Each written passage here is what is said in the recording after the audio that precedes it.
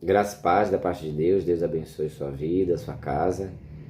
Trazer aqui a continuação do Salmo 37, que é o salmo que a gente está estudando. Estamos no versículo 23 e 24. Diz assim o versículo: O Senhor firma os passos do homem bom e se agrada do seu caminho. Se cair, não ficará prostrado, porque o Senhor o segura pela mão. E aqui o verbo firmar, né? O Senhor firma, ele significa ser firme, ser estável e ser estabelecido. Aqui dá a ideia de que Deus ele estabelece a trajetória desse homem, né? Tornando firme o seu caminho e firmando os seus passos, né? Firmar os passos aqui é uma ação divina, porque diz assim: o Senhor firma os passos, ou seja, estabelece os passos, dá segurança, né? Ou seja, é Deus quem dá estabilidade e segurança para que as ações, né, os passos, que as ações desse homem sejam firmes e seguras. E passos aqui simboliza exatamente isso, literalmente isso, as ações e decisões que uma pessoa toma em sua vida. A ideia de alguém que é dirigido corretamente, de alguém que é firme moralmente e de que está firmemente estabelecido ou determinado com segurança, né? Alguém que foi estabelecido, que foi colocado. Por isso que dá a ideia de que o Senhor firma, é que o Senhor que estabelece o caminho do homem bom, né? Aqui sugere também que a escolha e a ação do justo, ela é guiada por Deus, ou seja, é Deus quem guia as ações e a escolha do justo, né? Poderíamos traduzir esse versículo exatamente assim. Aqui está escrito: o Senhor firma os passos do homem bom e se agrada do seu caminho. Mas poderíamos traduzir assim: os passos do homem justo são estabelecidos pelo Senhor. E passos aqui também significa degraus, né? Simbolizando aqui o nosso progresso espiritual. Como que passos em direção a uma maior proximidade com Deus, né? Simbolizando aqui a nossa jornada de fé e a jornada que todo crente verdadeiro percorre, né? Em direção à maturidade espiritual. Então, ela expressa a noção de caminhar firmemente na presença de Deus e estar em comunhão constante com Ele.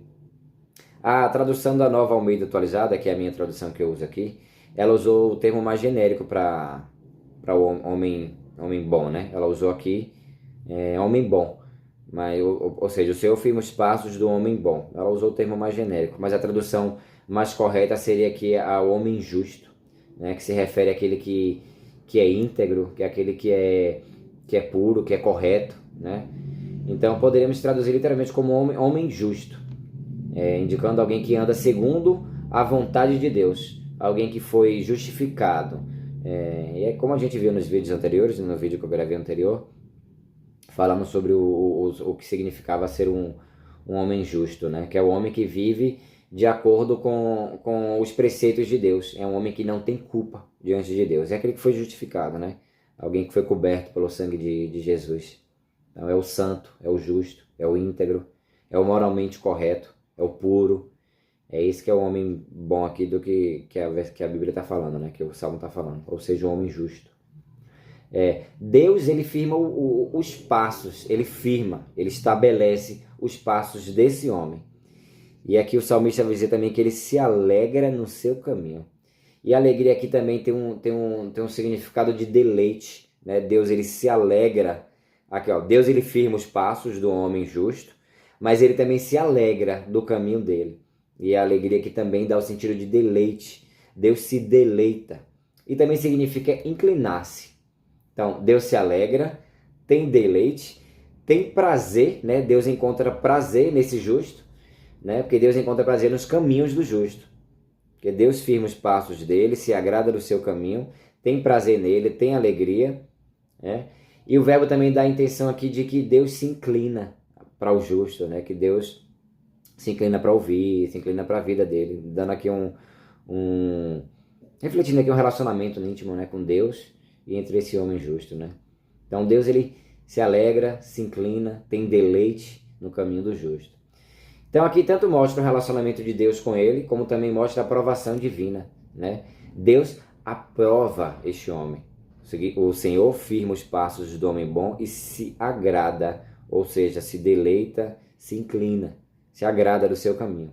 Então aqui não só mostra um relacionamento de Deus com o homem justo, como também mostra que Deus aprova o caminho desse homem. Então, Deus se agrada do caminho que é firme, que é seguro, que é estável.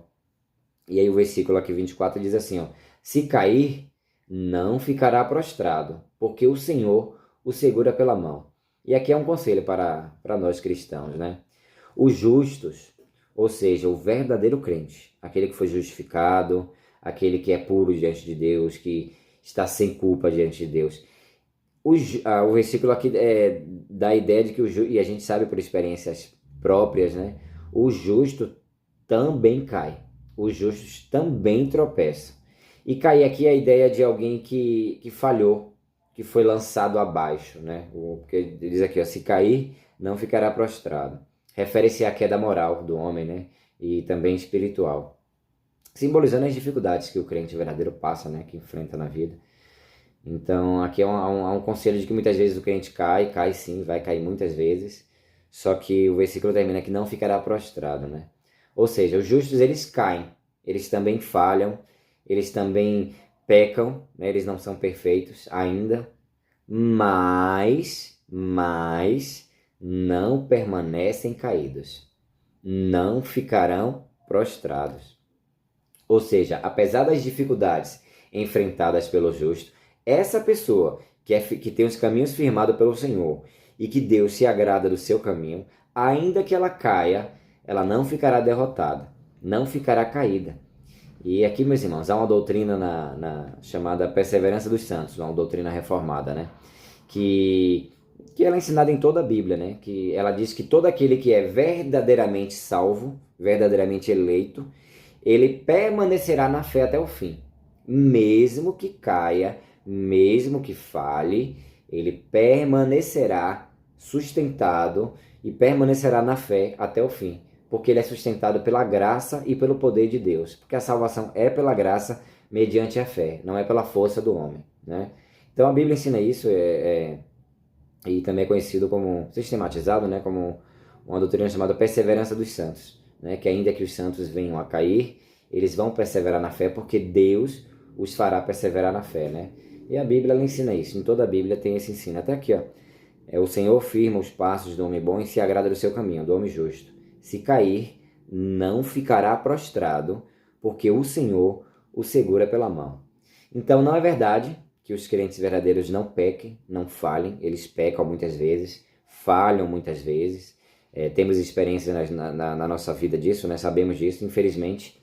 Só que odiamos o pecado, repudiamos o pecado, mas ainda caímos nele, né? Sabemos que caímos.